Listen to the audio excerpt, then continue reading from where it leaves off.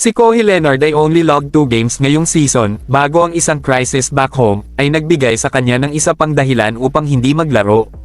Ayon sa pinakabagong intel mula kay Chris Haynes, si Leonard is stepping away, upang makasama ang kanyang pamilya pagkatapos ng mass evacuation sa Los Angeles. Si Leonard ay ipinanganak sa Los Angeles at naglalaro doon sa nakalipas na 5 taon. Currently, ang lugar ay sinisira ng mga wildfire na nagpaalis ng libu-libong tao sa kanilang mga tahanan. Itinuturing itong isa sa pinakamatinding firestorms ng rehiyon, kung saan mahigit 15,000 ektarya ang nasunog at 2 tao ang namatay.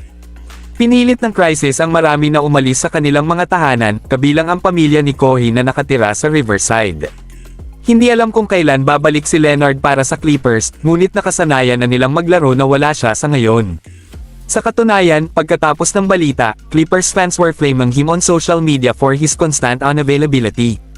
Nobody can blame Leonard for patting his family over the game, ngunit ang kanyang track record for showing up to play might be the worst in the league. Mula sa kanyang panahon sa Spurs, Kawhi once missed all but 9 games in the 2017 hanggang 2018 season as he recovered from injury.